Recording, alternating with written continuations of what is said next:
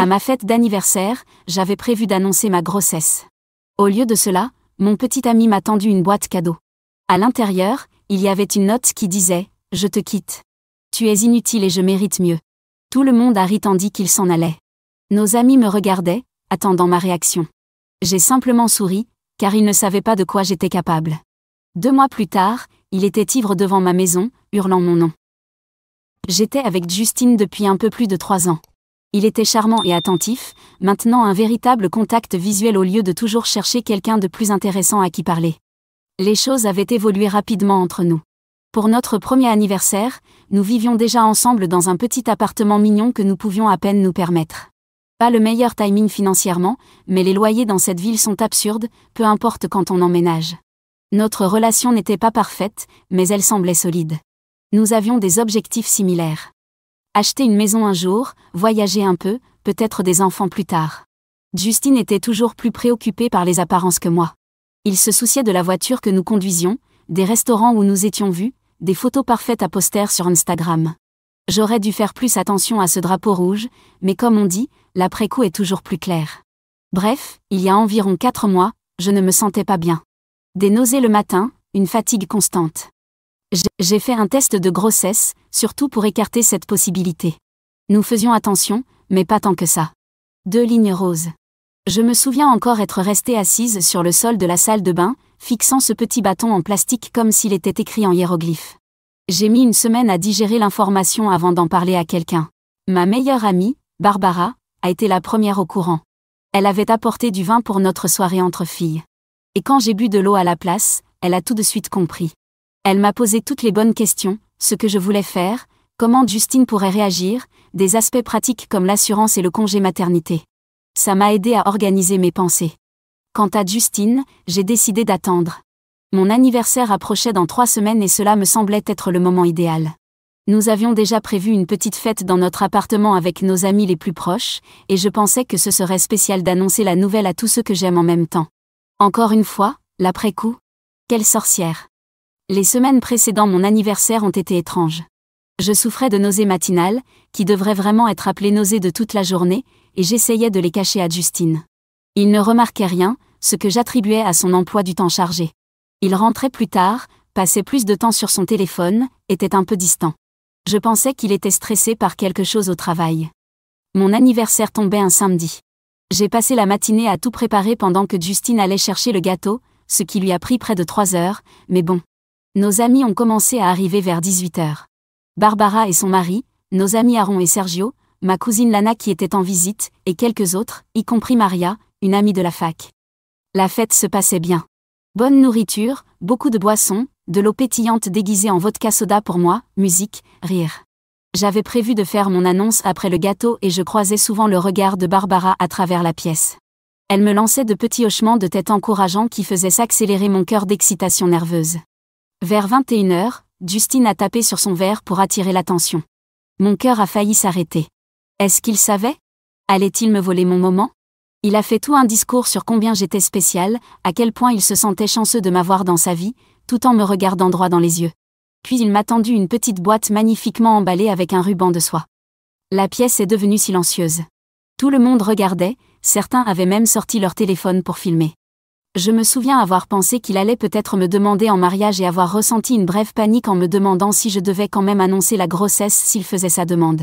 Puis j'ai ouvert la boîte. À l'intérieur, il n'y avait pas de bague. Juste un morceau de papier plié. Je l'ai déplié, confuse, et j'ai lu les mots qui sont gravés dans ma mémoire. Je te quitte. Tu es inutile et je mérite mieux. Tes affaires seront emballées d'ici lundi. J'ai levé les yeux vers lui. J'étais sûre que c'était une blague horrible, mais son expression avait complètement changé. Froide, distante, presque amusée. Puis il a dit, suffisamment fort pour que tout le monde entende, que c'était fini, que ça avait été sympa mais qu'il m'avait dépassé. Et il a ri. Il a vraiment ri. Quelques personnes dans la pièce ont ri aussi, pensant que c'était une farce qu'on avait préparée. Mais Justine s'est simplement tournée et est sortie par la porte d'entrée sans un mot de plus. Le silence qui a suivi était assourdissant. Je suis restée là, note en main, mon annonce de grossesse mourant dans ma gorge, pendant que nos amis regardaient entre moi et la porte, attendant que quelqu'un crie c'était une blague, mais personne ne l'a fait. Barbara a été la première à bouger. Elle a traversé la pièce, a pris la note de mes mains, l'a lue et a murmuré que c'était un vrai connard. Puis tout le monde s'est mis à parler en même temps. Confusion, inquiétude, indignation en mon nom. Et moi? J'ai juste souri. Pas parce que je n'étais pas dévastée, je l'étais. Pas parce que je n'étais pas humiliée, je l'étais totalement. Mais parce que, à cet instant précis, j'ai compris quelque chose de crucial. Justin n'avait aucune idée de ce qui l'attendait. Il pensait avoir orchestré la sortie parfaite, l'exécution publique de notre relation où il était le puissant, où il partait en grand vainqueur. Mais il ne savait pas que j'étais enceinte de son enfant. Il ne savait pas que j'avais trouvé ses relevés de carte de crédit secrètes 2 semaines plus tôt, en cherchant un timbre dans son tiroir. Il ne savait pas que j'avais déjà vu les messages sur son Apple Watch pendant qu'il était sous la douche. Il aurait vraiment dû activer l'authentification à 2 facteurs, MDR. Et surtout, il ne savait pas que je ne suis pas le genre de femme qui s'effondre quand on la pousse. Je suis le genre qui devient stratégique. Alors j'ai souri. J'ai remercié tout le monde d'être venu. Je les ai assurés que j'allais bien. Je n'allais pas bien. Et qu'ils n'avaient pas à s'inquiéter pour moi. Ils s'inquiétaient. J'ai même coupé le gâteau d'anniversaire que Barbara avait apporté et distribué des parts, comme si je célébrais la fin de quelque chose plutôt que de la pleurer. Maria est partie presque immédiatement, prétendant se sentir mal. Intéressant, non? Ne vous inquiétez pas, on en reparlera. Les autres sont restés, m'aidant à nettoyer, m'offrant des endroits où dormir, des épaules sur lesquelles pleurer, et même des alibis pour un meurtre. Juste une blague. Enfin, presque. À minuit, tout le monde était parti sauf Barbara, qui avait insisté pour dormir sur mon canapé malgré mes protestations. Une fois seule, j'ai enfin craqué. La grossesse, la trahison, l'humiliation, tout m'est tombé dessus d'un coup. Barbara m'a juste tenue contre elle et m'a laissé pleurer, sans essayer de me réconforter avec des phrases creuses ou ces agaçantes platitudes du genre « tout arrive pour une raison » que les gens aiment balancer quand ils ne savent pas quoi dire. Quand j'ai enfin réussi à me calmer, vers 2 heures du matin, j'ai annoncé à Barbara que j'étais enceinte. Elle n'a même pas été surprise, disant qu'elle s'en doutait vu mon comportement ces derniers temps. Puis, je lui ai montré les relevés de carte de crédit avec des frais d'hôtel, de restaurants hors de prix et d'achat de bijoux qui, mystérieusement, ne m'étaient jamais parvenus. J'ai fait défiler les captures d'écran que j'avais prises des messages envoyés à M, plein d'émojis en forme de cœur et de plans pour se retrouver quand je travaillais tard. On savait toutes les deux parfaitement qui était M, surtout après la sortie précipitée de Maria de la fête.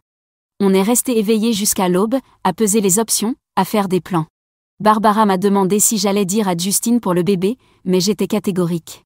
Il finirait bien par l'apprendre, mais à mes conditions, quand je serais prête, pas avant.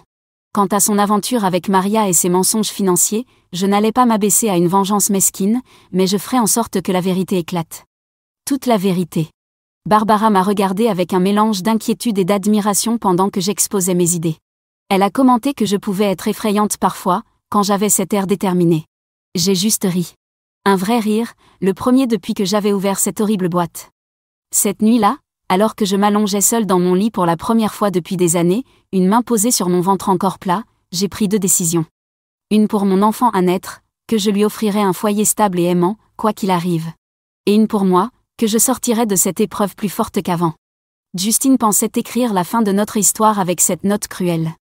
Mais s'il y a bien une chose que j'ai apprise en écoutant tous ces podcasts de true crime pendant que je faisais la lessive, c'est que la meilleure revanche demande de la patience, de la planification et un esprit clair. 3 choses que j'avais en abondance. La prochaine fois, je vous raconterai ce qui s'est passé dans les jours et semaines qui ont suivi, y compris comment j'ai confirmé qui était vraiment la personne pour qui il m'avait quitté. Spoiler alerte, ce n'était pas une surprise. Et les premiers signes que sa grande stratégie de sortie ne se déroulait pas exactement comme prévu. Mise à jour 1. Salut Reddit, Lily ici avec la mise à jour promise. D'abord, merci infiniment pour tous vos commentaires de soutien sur mon dernier post. C'est étrange comme des inconnus sur Internet peuvent parfois être plus bienveillants que des personnes que vous connaissez depuis des années, n'est-ce pas? Où en étais-je déjà? Ah oui. La soirée d'anniversaire infernale. Justin venait de partir après m'avoir publiquement humiliée, me laissant sous le choc, avec une grossesse dont je n'avais parlé à personne sauf Barbara. Voici la suite. Le lendemain matin, je me suis réveillée avec l'odeur du café et des pancakes. Barbara était toujours là, cette perle, agissant comme si de rien n'était tout en me surveillant toutes les 5 minutes. Elle insistait pour que je mange quelque chose, évidemment inquiète pour le bébé. J'ai réussi à avaler quelques bouchées avant que les nausées ne me rattrapent. Les joies des matins de grossesse. Justin n'est pas revenu ce dimanche-là, ce qui était à la fois un soulagement et une torture. J'ai passé la journée à osciller entre l'engourdissement, la rage et cette étrange sensation de détachement, où mon cerveau se mettait en mode planification pour éviter d'affronter l'ouragan émotionnel. J'ai fait des listes. Tellement de listes. Les finances à régler. Les rendez-vous médicaux à prendre. Les personnes à informer. C'était comme si mon esprit était en mode survie, se concentrant sur le côté pratique pour éviter d'exploser. Barbara m'a aidé à emballer certaines affaires de Justine, pas tout. Juste assez pour lui faire comprendre que je n'avais pas l'intention de le laisser revenir. Pendant ce temps, mon téléphone n'arrêtait pas de vibrer sous un flot de messages de nos amis. La plupart étaient bienveillants, inquiets, cherchant à savoir si j'allais bien. D'autres, des connaissances communes, semblaient plus intéressés par les potins que par mon état. Et Maria ? Vous vous souvenez d'elle ? Celle qui s'est soudainement sentie mal et est partie précipitamment ? Ouais. Le lundi matin est arrivé, et avec lui, la réalité. J'ai appelé mon travail pour poser un jour de congé, ce que je ne fais jamais. J'ai aussi pris rendez-vous chez mon médecin pour confirmer la grossesse et discuter des options. Vers midi, alors que je faisais des recherches sur les droits des locataires, puisque le bail de l'appartement était à nos deux noms, j'ai reçu un message de Justine. Je passerai à 19h pour récupérer mes affaires, assure-toi de ne pas être là. L'audace, sérieusement ? J'ai fixé ce message pendant 5 bonnes minutes avant de répondre d'un simple. Non. Juste ça. Pas d'explication. Pas d'alternative. Juste une limite claire. Il m'a immédiatement appelé, et j'ai immédiatement refusé l'appel. Puis j'ai appelé Barbara, qui a mobilisé les troupes. À 18h30, mon appartement était rempli d'Aaron, Sergio, Lana, qui a prolongé son séjour, et quelques autres amis. Un mur protecteur formé de personnes qui m'aiment. Justine est arrivée pile à 19h, et son visage en voyant notre comité d'accueil ? Inestimable. Il a essayé de faire le mec sûr de lui, exigeant de savoir ce qui se passait, mais Aaron, qui fait un M95 et a la carrure d'un mur de briques, lui a juste tendu une valise avec quelques vêtements et affaires essentielles. Aaron lui a dit, d'un ton calme mais ferme, que le reste de ses affaires serait disponible quand il fixerait un rendez-vous convenable et ferait preuve d'un minimum de décence humaine. Pour l'instant, c'était tout ce qu'il aurait. Justine a tenté de croiser mon regard, là où j'étais assise sur le canapé, volontairement calme. Il a commencé à dire que tout ça était ridicule, qu'il fallait juste que je le laisse récupérer ses affaires. J'ai enfin pris la parole et lui ai dit qu'il devrait se considérer chanceux que je n'ai pas encore changé les serrures, et que nous pourrions discuter du reste de ses affaires quand j'aurai eu le temps de digérer son charmant petit cadeau d'anniversaire. Il a voulu protester, mais il a dû voir quelque chose dans mon regard qui l'a fait changer d'avis. Il a pris sa valise et est parti. Mais pas sans lâcher une dernière remarque. Tu as toujours besoin d'un public, hein ? Ironique, venant du mec qui m'a largué devant tout le monde. Après son départ, j'ai pleuré. Pas pour lui. Mais pour l'avenir que je croyais avoir, pour les plans que je devais maintenant réécrire. Pour l'enfant qui méritait mieux qu'un père capable d'être aussi cruel. Le lendemain matin, j'ai appelé un serrurier et fait changer les serrures. Maintenant, parlons de Maria. J'avais des soupçons dès l'instant où elle s'est éclipsée de la fête, mais j'avais besoin d'une confirmation. Elle est venue d'une source inattendue. Sergio m'a envoyé un message mardi soir pour me dire que Justine et Maria se voyaient.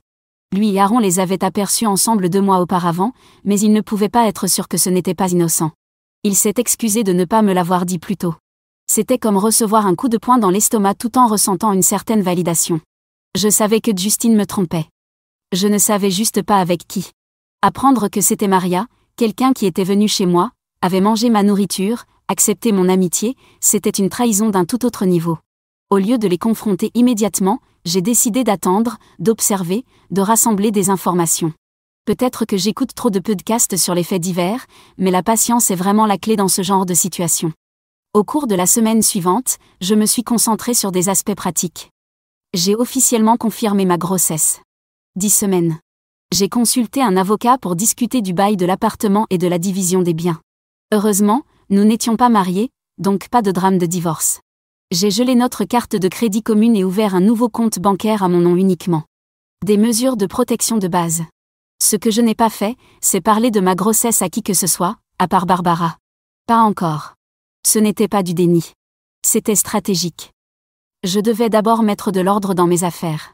2 semaines après le désastre de mon anniversaire, Justine m'a de nouveau envoyé un message, demandant à parler et à récupérer d'autres affaires.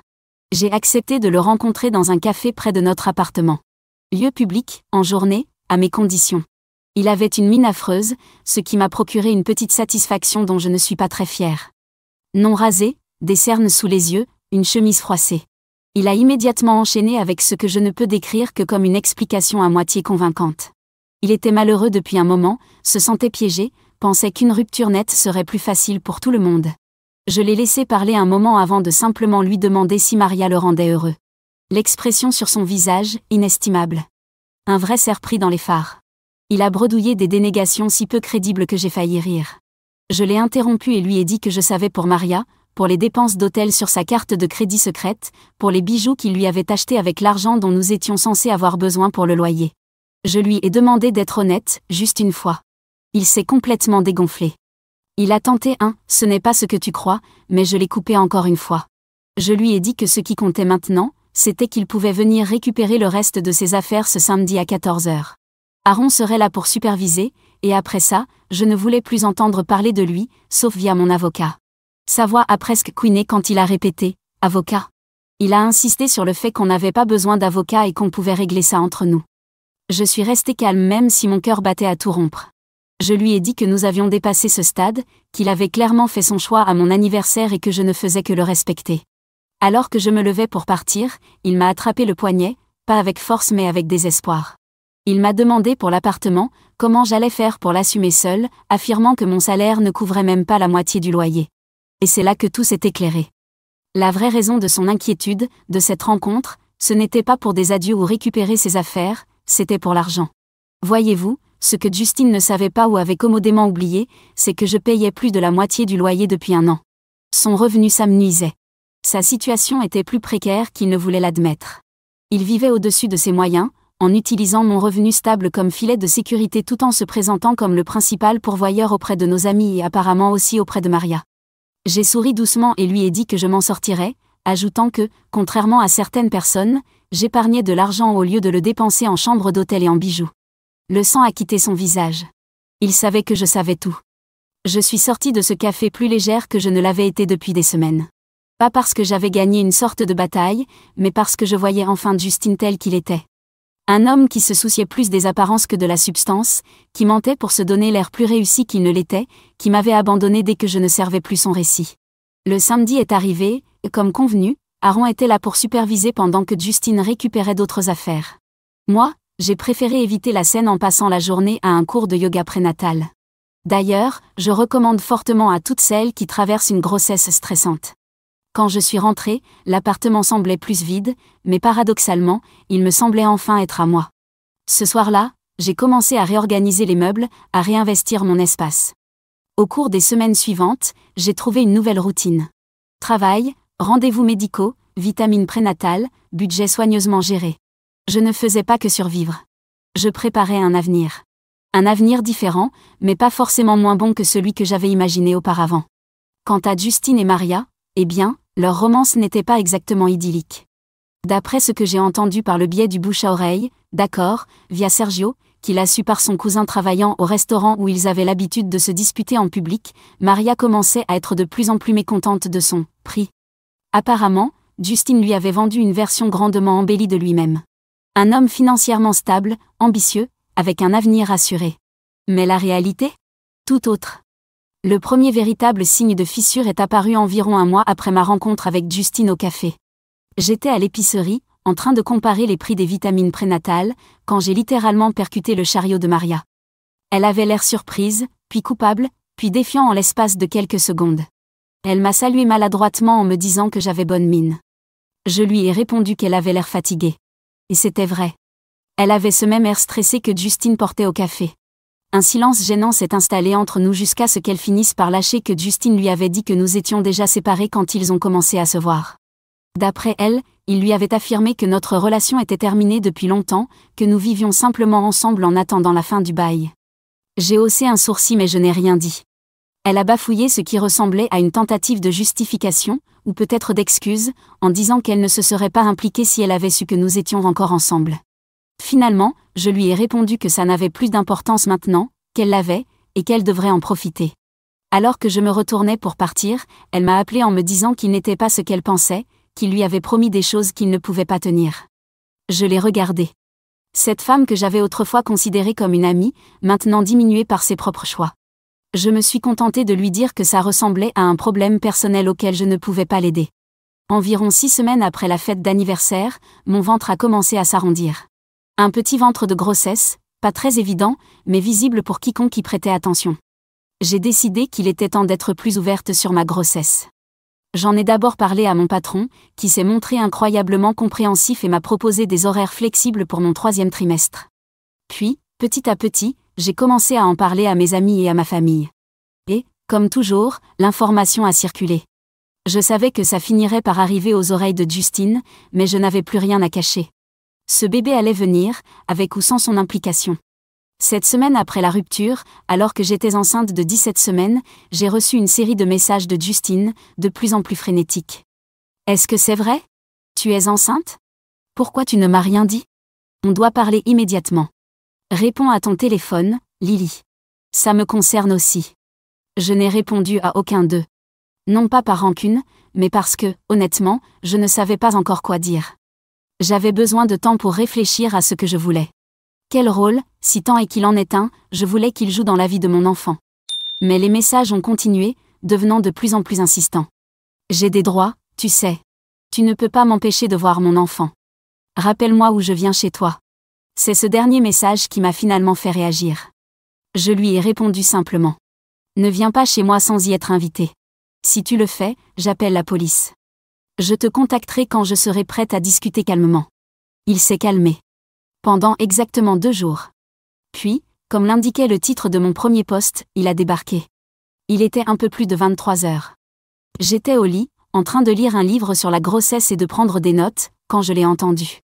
Une portière de voiture qui claque. Des pas sur le chemin menant à ma porte. Puis des coups. Pas des coups légers. Des coups violents. Et la voix de Justine Slalomé m'est reconnaissable entre toutes. « Lily, ouvre la porte. Je sais que tu es là. Nous devons parler de notre bébé. » Pendant un instant, je suis restée assise là, le cœur battant à tout rompre, sans savoir quoi faire. Appeler la police ? Appeler Aaron ? Me cacher et espérer qu'il s'en aille ? Puis j'ai entendu quelque chose qui a tranché la question pour moi, des sanglots. Justine était devant ma porte, ivre et en train de pleurer, alternant entre exigence et supplication. Il disait qu'il avait fait une erreur, me demandait de le laisser entrer, insistait sur le fait que c'était son bébé aussi. Et malgré tout ce qu'il avait fait, une petite partie de moi a ressenti, pas exactement de la pitié, mais une forme de reconnaissance. La réalisation que sa grande stratégie d'évasion, sa nouvelle vie avec Maria, sa fuite loin de cette version de moi soi-disant inutile, rien ne s'était déroulé comme prévu. La réalité avait finalement rattrapé Justine, et elle avait le visage d'un bébé inattendu et d'une instabilité financière. Je me suis levée, j'ai mis une robe de chambre et me suis approchée prudemment de la porte. Je ne l'ai pas ouverte, mais j'ai parlé à travers, disant à Justine qu'il était ivre et qu'il devait rentrer chez lui, que nous pourrions en parler demain quand il serait sobre. Il a crié qu'il devait me voir maintenant, voir si c'était vrai, si nous attendions vraiment un bébé. J'ai confirmé, derrière la porte fermée, que oui, j'étais enceinte, de 18 semaines maintenant, et oui, c'était bien son enfant. Mais ce n'était pas la manière d'en discuter et il devait rentrer chez lui. Il y a eu un bruit sourd contre la porte. Son front ? Son poing ? Impossible de dire. Puis, tout bas, au point que j'ai failli ne pas l'entendre, il a murmuré que Maria l'avait quitté. Elle lui avait dit qu'il n'était pas celui qu'elle pensait, qu'il lui avait menti surtout. Je n'ai pas pu m'empêcher de commenter que ça me semblait familier. Il a ri. Un son creux, sans joie. Il a admis qu'il avait gravement merdé et m'a supplié de le laisser entrer, affirmant qu'il voulait juste parler. J'ai pris une grande inspiration, une main posée instinctivement sur mon petit ventre arrondi. Je lui ai refusé l'entrée pour la nuit mais lui ai proposé de nous retrouver demain matin au café de Main Street à 10 h. J'ai précisé que s'il n'était pas là à l'heure ou s'il se pointait encore ivre, ce serait terminé. Plus aucune chance. Il est resté silencieux si longtemps que j'ai cru qu'il s'était endormi sur le pas de la porte. Puis, doucement, il a accepté. Demain, 10 h. Il m'a promis qu'il serait là. J'ai entendu ses pas s'éloigner, hésitant. Un moteur de voiture a démarré. Pas le sien, heureusement. Il avait appelé un chauffeur. Au moins, il avait fait une chose responsable. En me glissant à nouveau dans mon lit, mon téléphone s'est illuminé d'un message de lui. Je suis désolée pour tout. Pour la fête, pour le mot, pour ce soir. Je vais arranger les choses d'une manière ou d'une autre. Je n'ai pas répondu. Les mots sont faciles. Justine avait toujours été douée avec les mots. Mais ce dont j'avais besoin maintenant, c'était des actes. Surtout avec un bébé en route. Est-ce que je l'aimais encore? Non. Cet amour était mort au moment où il m'avait humilié devant nos amis. Est-ce que je le détestais? Non plus. La haine exige une énergie que j'avais besoin d'investir ailleurs. Je le rencontrerai demain. Je l'écouterai. Je poserai mes limites. Et je déciderai, non pas en fonction de ses besoins ou de ses envies, mais de ce qui était le mieux pour moi et mon enfant. Mise à jour 2. Salut Reddit. Désolé pour l'attente. La vie a été intéressante. Alors, vous vous souvenez où on s'était arrêté? Justine qui débarque ivre chez moi après avoir appris la grossesse? Eh bien, j'avais promis de le rencontrer au café le lendemain matin. Pour être honnête, je m'attendais à moitié à ce qu'il ne vienne pas. Mais il était là. À 9h55. Et il avait une mine absolument catastrophique. Et je dis ça de la manière la plus objective possible. Yeux injectés de sang, même vêtements que la veille, et cette énergie nerveuse qui le faisait secouer sa jambe sous la table. La table tremblait. Littéralement. La première chose que j'ai remarqué, c'est qu'il m'avait déjà commandé un latte décaféiné. Ce qui, bon, c'est gentil, j'imagine. Sauf que j'ai arrêté le café depuis que je suis enceinte parce que ça me rend nauséeuse. Un détail, certes. Mais qui résumait parfaitement Justine, prendre des décisions pour moi sans vraiment prêter attention à ce dont j'avais réellement besoin. Bref, cette rencontre a été intense. Il a commencé par des excuses. Plein d'excuses. Désolé pour mon anniversaire. Désolé pour l'infidélité. Désolé pour les mensonges financiers. Désolé d'être venu ivre chez moi. C'était comme voir quelqu'un cocher frénétiquement toutes les cases d'un formulaire j'ai merdé. Moi, je sirotais mon thé, commandé pour remplacer le latte non désiré, et le laissais parler jusqu'à épuisement. Il y a quelque chose d'étrangement puissant dans le fait de rester silencieux quand quelqu'un attend désespérément une réaction. Quand il a enfin fini, je lui ai posé la seule question qui comptait. « Qu'est-ce que tu veux exactement ?» Il a eu l'air pris de court. Il a commencé à bafouiller qu'il voulait être impliqué, qu'il voulait faire les choses bien, et peut-être qu'on pourrait essayer de se remettre ensemble. J'ai ri. Pas méchamment. Juste, sincèrement surprise qu'il pense que c'était une option. La conversation est devenue sérieuse quand j'ai exposé les règles du jeu. Je lui ai dit que j'avais déjà consulté un avocat pour discuter de la pension alimentaire et de la garde. Son visage quand j'ai encore mentionné l'avocat. LOL. C'était comme voir quelqu'un réaliser qu'il était en train de couler alors qu'il croyait juste avoir de l'eau jusqu'aux chevilles. Je lui ai expliqué que je ne comptais pas lui interdire de voir son enfant. Mais que la confiance devait être reconstruite. Et ça voulait dire, des visites planifiées, des responsabilités financières, et le fait de se montrer présent. Pas seulement quand ça l'arrange ou pour poster une jolie photo sur Instagram. Il a essayé de ramener la discussion sur nous, en tant que couple. Et moi, je ramenais sans cesse la conversation sur nous, en tant que coparents. Il a fini par s'agacer, disant que j'étais froide et calculatrice. J'ai répliqué que froid et calculateur, c'était exactement ce qu'avait été son mot d'anniversaire. À la différence que moi, je le faisais pour protéger notre enfant. Lui, il l'avait fait pour protéger son ego. Ça l'a coupé net. Avant de partir, je lui ai tendu un dossier contenant les infos sur le bébé, échographie, date prévue d'accouchement, coordonnées du médecin, ainsi que les documents de mon avocat sur la pension alimentaire. Il m'a demandé si Maria était au courant de la grossesse. Je lui ai répondu que ce n'était pas à moi de le lui dire. Mais que je n'avais pas fait d'effort particulier pour lui cacher non plus. Puis, j'ai doucement mais fermement retiré sa main et suis partie. Les semaines suivantes ont été plus calmes. Je me suis concentrée sur l'aménagement de la chambre du bébé, ce qui signifiait essentiellement transformer la moitié de ma chambre en espace bébé. Un berceau IKEA qui nous a pris, Barbara et moi, 3 heures à monter. Ces instructions devraient vraiment être accompagnées d'un traducteur, je vous jure. Une table allongée d'un magasin d'occasion, et un adorable mobile avec des petites étoiles que ma mère m'a envoyé. J'avais mis de l'argent de côté de manière agressive, en prenant du travail supplémentaire d'édition de contenu pour les réseaux sociaux le week-end. Rien de glamour, mais ça aidait à compenser l'absence de contribution de Justine. Ma mère m'a aussi envoyé un peu d'argent pour m'aider, ce qui était à la fois touchant et légèrement inconfortable. J'ai toujours été indépendante, vous voyez ? Pendant ce temps, Justine réfléchissait. Il envoyait parfois des messages pour demander des nouvelles du bébé ou des photos de l'aménagement de la chambre. Je répondais de manière factuelle, mais en gardant mes distances émotionnelles. Parfois, il tentait d'aborder des sujets plus personnels, demandant si je voyais quelqu'un, non, ou mentionnant une série qu'on regardait ensemble. Je redirigeais gentiment la conversation. Puis, est arrivé l'incident. Oui, avec une majuscule. C'était un samedi après-midi, j'étais à Target en train de faire le plein de couches. On ne peut jamais en avoir trop, selon tous les blogs de maman. Et là, je percute littéralement un autre chariot. Maria. Encore une fois, quelles étaient les chances? Mais cette fois, c'était différent. Elle n'avait pas l'air gênée ou sur la défensive. En fait, elle semblait soulagée de me voir. Elle m'a immédiatement demandé comment je me sentais, comment se passait ma grossesse, et elle avait l'air sincèrement intéressée. Puis, elle a dit quelque chose qui m'a prise de court. Elle s'est excusée. Pas un « désolé », rapide et maladroit, mais de vraies excuses, réfléchies, reconnaissant la douleur qu'elle m'avait causée. Elle m'a expliqué que Justine lui avait vendu la même histoire qu'à d'autres femmes, que nous étions pratiquement séparés, qu'on faisait juste semblant, et que je l'empêchais d'atteindre son vrai potentiel.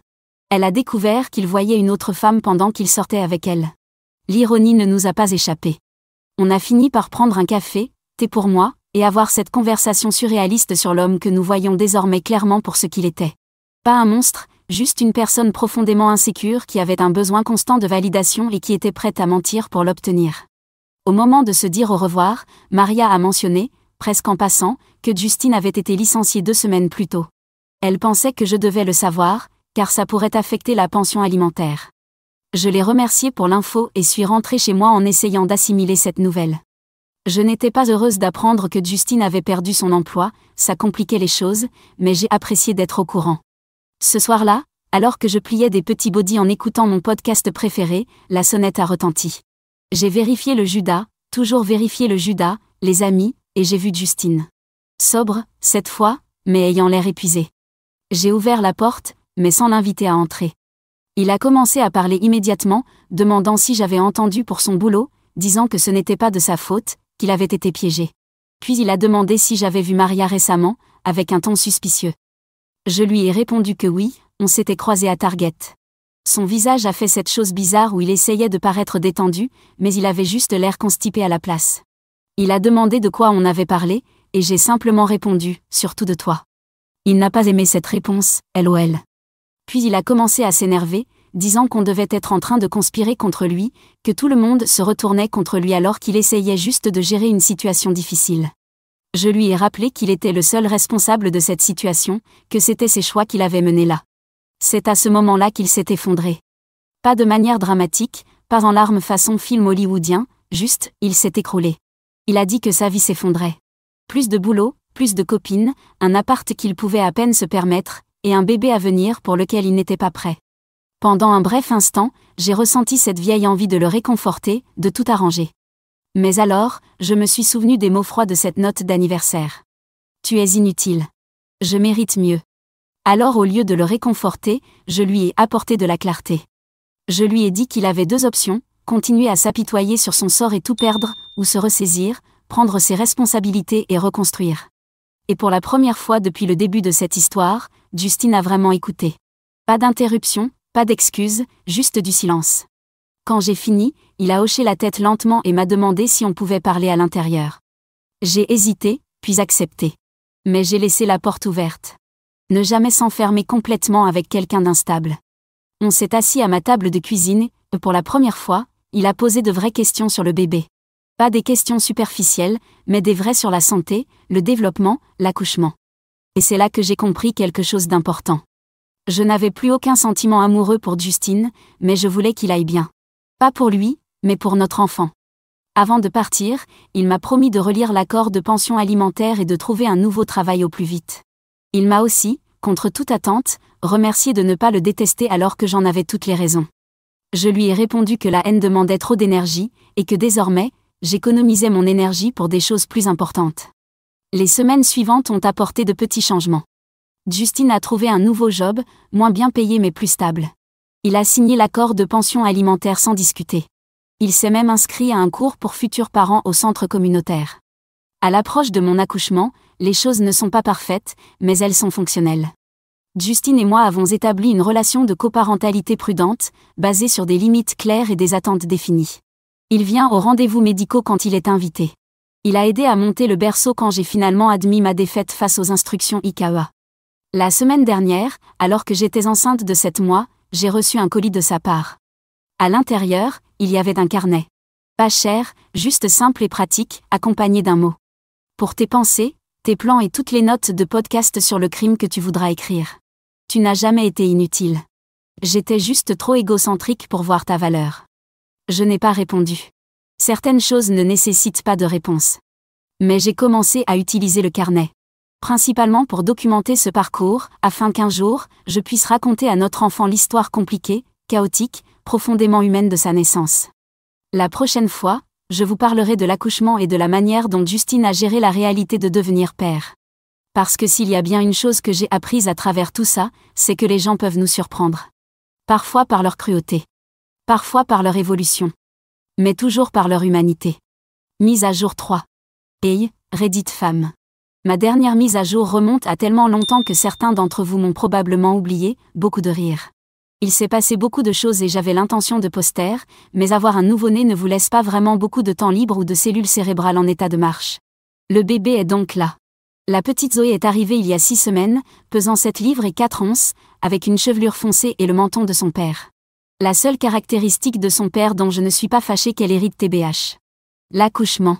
Eh bien, disons simplement que toutes ces vidéos de naissance sur YouTube que j'ai regardées en boucle ne m'avaient absolument pas préparée à la réalité. 32 heures, les gens. 32 heures. Le plus drôle, c'est que pendant ces heures interminables de contraction, je n'arrêtais pas de penser à quel point j'avais changé depuis cette fête d'anniversaire infernale. Il y a 8 mois, j'étais une femme debout, sous le choc, avec une lettre de rupture à la main. Et maintenant, j'étais en train de mettre un être humain au monde. La vie va vite, n'est-ce pas ? Justine était en fait à l'hôpital pour l'accouchement, ce qui a surpris à peu près tout le monde, y compris moi. Il est arrivé avec cet énorme ours en peluche qui, littéralement, ne passait même pas par la porte de ma chambre d'hôpital. Sérieusement. Où pensait-il qu'on allait mettre ce truc dans mon appartement une pièce ? Mais il est resté, à attendre, à supporter mes hurlements pas très élégants, à traverser tout ça avec moi. Barbara, elle, a été mon roc. Quand les choses sont devenues intenses et que j'étais persuadée que je n'y arriverais pas, elle était là pour me rappeler que j'étais déjà en train de le faire. Justine, lui, restait surtout maladroitement dans un coin, scotché à son téléphone et me demandant de temps en temps si j'avais besoin de quelque chose. Ce qui, je veux dire, était déjà un effort. Quand Zoé est enfin arrivée et qu'ils l'ont posée sur ma poitrine, j'ai eu ce moment de pure clarté. Tout ce que nous traversons, toutes les peines de cœur, la trahison, l'incertitude, tout cela m'a mené à elle, et je ne changerai pas une seule étape du chemin. Justine a pleuré en la tenant. Pas des larmes dignes d'un film, mais ce genre de pleurs maladroits, essayant de se retenir mais n'y arrivant pas, avec le nez qui coule et le visage rouge et tacheté. C'était l'émotion la plus sincère que j'avais vue chez lui durant toute notre relation. Les premières semaines à la maison ont été un flou de changements de couches, de difficultés d'allaitement et de privation de sommeil comme jamais je n'en avais connu. Ma mère est venue rester 2 semaines, ce qui était à la fois une bénédiction et un défi. Elle n'arrêtait pas de réorganiser mes placards de cuisine parce qu'apparemment, mon système n'avait aucun sens. Mais sérieusement, qui met les passoires avec les casseroles au lieu des autres égouttoirs ? C'est juste chaotique. Justine a été étonnamment présent. Pas en mode père qui vit ici, mais il passe 3 fois par semaine pour des visites programmées. Parfois, il apporte des choses utiles comme des couches ou des plats à emporter. D'autres fois, il arrive avec des vêtements de bébé complètement inutiles mais, je dois l'admettre, adorables. La semaine dernière, c'était un minuscule blouson en cuir pour un bébé de 6 semaines. Je n'ai pas eu le cœur de lui dire qu'elle en aurait déjà grandi avant même que le temps ne soit assez frais pour qu'elle le porte. Notre relation de coparentalité est encore en évolution. Nous avons des moments de tension, surtout quand il arrive en retard ou annule à la dernière minute à cause du travail. Mais nous avons aussi des moments où ça semble presque normal, comme quand il a remarqué que j'avais un canal lactifère bouché et a fait des recherches sur les remèdes, puis est arrivé avec des feuilles de chou et une bouillotte. Si vous savez, vous savez. Financièrement, les choses se sont stabilisées dans une routine gérable. Justine paie sa pension alimentaire à temps, jusqu'à présent. Et j'ai pu travailler à domicile à temps partiel en gestion des réseaux sociaux. Pas de quoi devenir riche, mais de quoi payer les factures. Mon propriétaire a même accepté de renouveler le bail uniquement à mon nom, sans problème, ce qui m'a semblé être une petite victoire. L'appartement est complètement différent maintenant. Les affaires de Justine sont parties, remplacées par du matériel de bébé qui semble occuper 2 fois plus de place. J'ai repeint le salon dans un vert sauge doux qui me rend heureuse à chaque fois que je le regarde. C'est fou à quel point notre environnement peut influencer notre humeur, vous savez. Maria et moi nous croisons encore de temps en temps. Notre ville n'est pas si grande. C'est moins gênant maintenant. Plus comme croiser une vague connaissance que quelqu'un qui a détruit ta vie. La dernière fois, elle était avec un gars barbu qui l'appelait bébé toutes les 3 secondes. Elle avait l'air heureuse, même si un peu forcée. J'espère sincèrement qu'elle l'est. Quant à Justine, il galère encore à certains égards. Son nouveau boulot ne se passe pas bien, d'après Barbara, qu'il a entendu de la part d'Aaron, qui joue au basket avec un collègue de Justine. Vive les réseaux de potins des petites villes. Il a emménagé dans ce studio déprimant dont il ne cesse de se plaindre. Parfois, quand il vient voir Zoé, je l'attrape en train de regarder autour de mon appart avec une expression difficile à lire. De la nostalgie mélangée à du regret, peut-être. Le développement le plus étrange a été la soudaine quête de croissance personnelle de Justine. Il m'a mentionné qu'il voyait un thérapeute, ce qui, waouh. Ce mec-là, c'est le même qui m'avait dit un jour que la thérapie, c'était juste payer quelqu'un pour t'écouter te plaindre. Il lit des livres sur la parentalité et a même rejoint un groupe de papas sur Facebook. Parfois, je me demande si des extraterrestres ont enlevé le vrai Justine et laissé un clone à sa place. Bref, ma propre vie a pris des tournants inattendus aussi. Vous vous souvenez que je travaille à domicile à temps partiel ? Cela s'est fait grâce à un contact de Sergio, qui m'a recommandé à la société de sa sœur. Le travail est intéressant, les gens sont sympas, et surtout, je peux le faire pendant que Zoé fait la sieste. Enfin, quand elle décide que faire la sieste est une option. Et puis, il y a Ellie. Oui, il y a un Ellie maintenant. C'est le livreur qui m'apportait mes courses pendant ces premières semaines chaotiques après l'accouchement. Au début, je ne le remarquais même pas, à part un rapide merci et poser les sacs à la porte, parce que, bonjour mode zombie de jeune maman. Mais il a commencé à ajouter des petits mots à mes livraisons, me recommandant des articles que d'autres parents avaient trouvés utiles, ou parfois juste une blague de papa qui me faisait éclater de rire. Un jour, alors que j'étais particulièrement épuisée, pas douchée depuis 3 jours et presque certaine d'avoir dû les régurgiter dans les cheveux, il a déposé ma commande et m'a demandé si je voulais qu'il m'aide à porter les packs d'eau jusqu'à ma cuisine. J'ai hésité. Un homme inconnu dans mon appartement et tout ça. Mais quelque chose en lui me semblait sûr. Pendant qu'il m'aidait à ranger les courses, on a commencé à parler. Il s'avère qu'il termine son diplôme en sciences de l'environnement et fait des livraisons pour payer les factures. Il a une petite sœur avec 2 enfants dont il s'occupe régulièrement, ce qui explique pourquoi il n'a pas fui en voyant mon appartement en mode champ de bataille.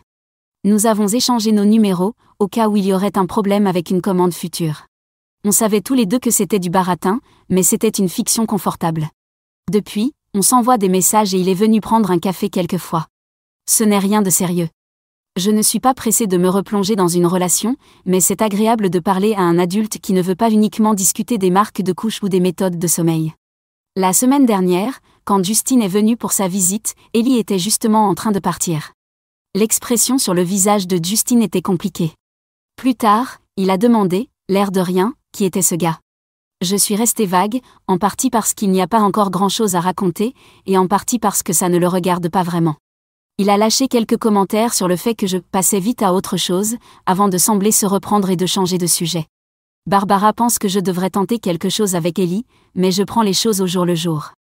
Après tout ce qui s'est passé, j'ai appris que se précipiter ne mène jamais à rien de bon. Et puis, Zoé est ma priorité en ce moment.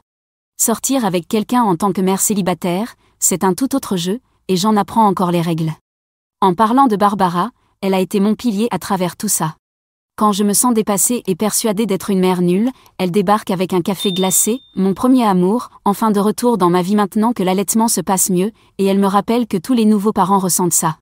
Elle prend Zoé quelques heures, parfois, juste pour que je puisse prendre une douche, faire une sieste, ou simplement fixer un mur en savourant le silence. Hier, c'était mon anniversaire. 1 an jour pour jour depuis cette boîte qui a tout changé. Au lieu de ressasser ce souvenir, j'ai organisé une petite soirée chez moi. Barbara et son mari, Aaron et Sergio, ma cousine Lana, et quelques autres amis proches. Justine est passée brièvement pour déposer un cadeau, un bracelet étonnamment bien choisi, avec la pierre de naissance de Zoé, mais il n'est pas resté.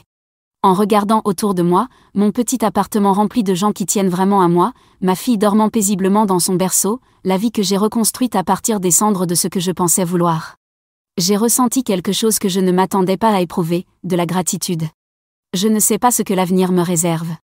Peut-être qu'Ellie deviendra quelqu'un d'important, ou peut-être qu'il ne sera qu'un chapitre doux et bref dans cette histoire.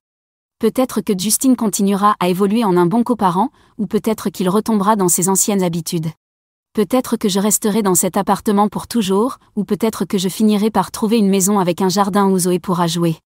Ce que je sais, c'est que je ne suis plus la même femme qui tenait cette lettre dans sa main il y a 1 an. Cette femme était brisée mais déterminée. Cette femme, aujourd'hui, est reconstruite, plus forte là où elle s'était fissurée.